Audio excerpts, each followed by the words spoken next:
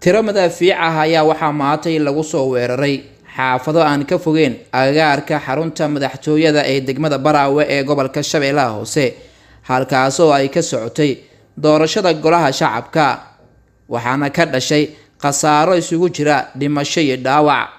madaafiicda ayaa waxa ay ku dhaceen goobo ay ku sugan yihiin dad shacab ah waxaana inta la xaqiijiyay ku geeriyootay 4 ruux halka 9 ruux oo kalena ay ku dhaawacmeen. xaaladda amni ee degmada Baraawe ayaa kacsana waxaana magaalada ku dul wareeganayo diyaaradaha helikobtarada oo ciidamada dawladda ay isticmaalayaan.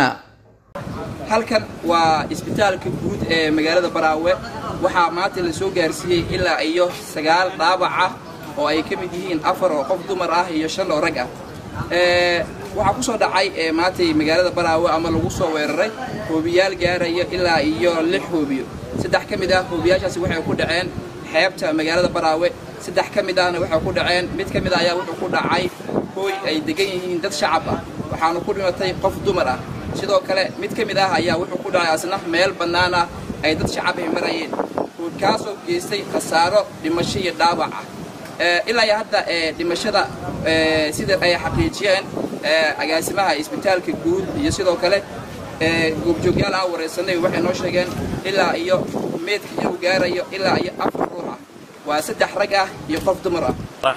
hoobiyaal oo soo gamay wallahi saan aniga aan ogaay 6 qofood xaafadeeda dhaawac ka soo gaareen halna dhimasho waaye shan dhaawac waaye. alxamdulillah ilaahay abogsiyo dadka dhaawac ilaahay abogsiyo dadka inta ilaahay u naxariiso horta waxaan waa masiibo waa ilaahay naga muutiyo. alxamdulillah horta dad meel kalena waxa laga sheegay laakiin aniga wax ma ogin laakiin xaafadeedii dayax aan deganahay dayax waxa ka soo dhacay waa hal qofood dhimasho oo guriga ku soo dhacay hubi laakiin dadka kale dhaawac ka soo gaari waa xeebta waaye laakiin cidda kale dhaawac badan soo gaari waa 6 qofood halna dhimasho waaye 6na waa dhaawac. marka meelaha kalena waa laga sheegay 3 qofood dhimashona waa maqlay laakiin xaqiiqadiisa bil ma hay 3 qofood dhimashona waa maqlay. maxaa la dhaawacnay badani waa halkan isbitaalka soo dhacay ilaa hoobiyaasha suuxi gaarayaan 6 marka xaafada waxay ku soo dhaceen xaafada la yiraahdo xaafada Saqaawdiin. marka adiga 3 oday waa ku dhimatay adiga 3 oday dhimashadoodu waa xaqiiqo waa la ogaaday inay ku dhinteen.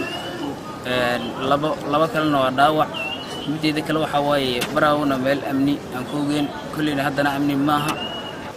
hoobiyahayaashan maanta lagu soo weeraray magaalada Baraawe ayaa waxay ku soo beegmaysaa xilli maanta ay Baraawe ka furmatay doorashada golaha shacabka ee baarlamaanka ee federaalka ah ee 11aad ee Soomaaliya oo maanta lagu qabanayay magaalada Baraawe. waxaa sidoo kale jiro hoobiyaal dhowr ah oo ku soo dhacay xeebta magaalada Baraawe. bismillaah alxamdulillah ilaah ma hadle ma sha Allah maanta shaqo dheer ka bacdi alxamdulillah waa xaaladdeena way degan tahay ma sha Allah. isbitaalka guud ee degmada Baraawe wuxuu ku guuleystay bukaanada maanta la soo qaabilay in xaaladooda ma sha Allah way wanaagsan tahay. bukaanada emergency lagu qaabilay laakiin ilaa hadda dhimashada guud inta la xaqiijiyay waa 4 ruux waa 3 rag ah iyo qof dumar ah. dhaawacana waxay noo sheegeen howlwadeennada isbitaalka guud ee magaalada Baraawe ilaa ay gaarayaan 9 ruux.